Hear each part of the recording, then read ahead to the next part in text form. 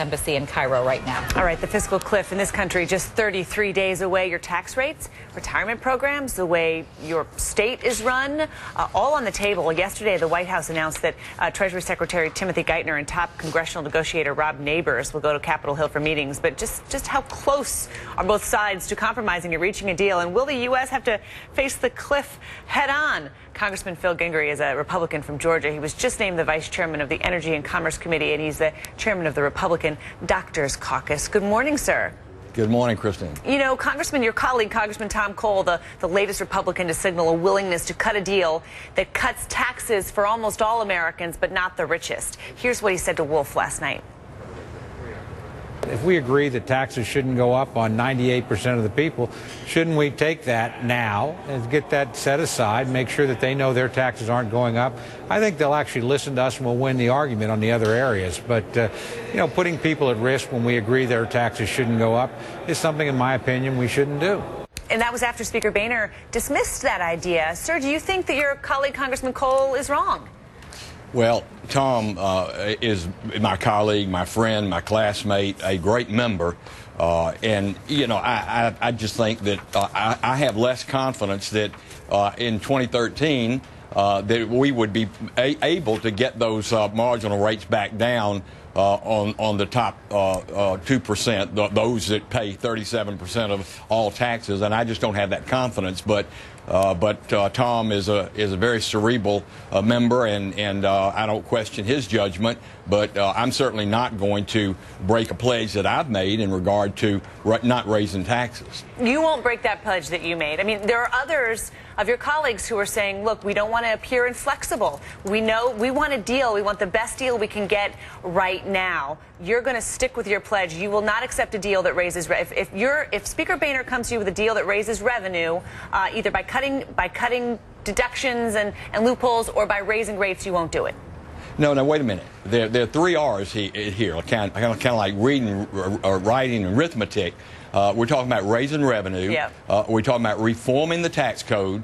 And the other R would be raising tax rates. That's the only thing that I say that I absolutely will not do. 258 members of Congress, Republicans all, have taken that pledge, and only 6 are waffling. So I think we're standing pretty strong on that point. Well, you know, it's a pledge. Do you think that's a pledge with Grover Norquist? Is that a pledge with your constituents? I mean, there are others who are saying that they have room. Would they have room around that pledge? Well, that's a great question that you just asked me. Is that a pledge to my constituents? And absolutely. In 2002, and I was running in a tough primary, and those folks back in Marietta, Georgia, said, Phil, are you going to take the pledge? The Grover Norquist American for Tax Reform pledge, and I said, yes, I will take that pledge. Many of them would have voted for my opponent, he or she. So that pledge, I honor that because it's a pledge to my constituents, absolutely. Right. So you say your constituents don't want you to raise taxes on the rich, but let me show you what an ABC Washington Post poll says. It shows that 60% of those polled would raise taxes on incomes over $250,000 a year. 37% would oppose. You won't sign a deal that raises taxes on the rich. Well, I understand their perception. Certainly I do. And I've had some constituents that take that position as well. But, you know, I'm sent to Congress to represent 700,000 people in my Northwest Georgia district, and they send me because they trust my judgment. They think that I have the facts that maybe in many cases they don't. And we know that lowering taxes, keeping taxes low, stimulates jobs, and jobs stimulates revenue. We're not going to get there, this fiscal cliff you're talking about, by raising taxes on the top 2%. I mean, what would that do? Fund the government for 8 days? Yeah. We're facing a fiscal Grand Canyon if we don't reform Medicare, Medicaid, and Social Security. So look, you talk about raising taxes, but those were temporary tax cuts. Those Bush tax cuts were extended a couple times, so those were temporary tax cuts. I mean, couldn't you live with allowing those temporary tax cuts for the richest to go away, keeping them for the middle class, and then getting some of that entitlement reform that you want? Could you live with that?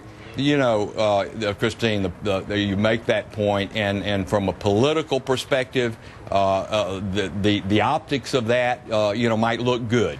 and maybe the Democrats feel that they have an advantage politically. But we Republicans, we conservative Republicans, fiscal conservative Republicans, feel that we are right on this, that we can't allow, because of politics, to waffle or waver on something that we know will get this country back on the right track, will stimulate the economy. The darn stimulus sure didn't, $850 billion. So we know that lower, broader reform tax code and more people working, that's what it's going to take to finally lower the deficit and get this debt down below $16 trillion. Can you believe that? Yeah, I know, and we'll be talking about the debt ceiling again very soon. Congressman Phil Gingrey, Republican from Georgia, thank you, sir. Thank you very much. 36 minutes past the hour.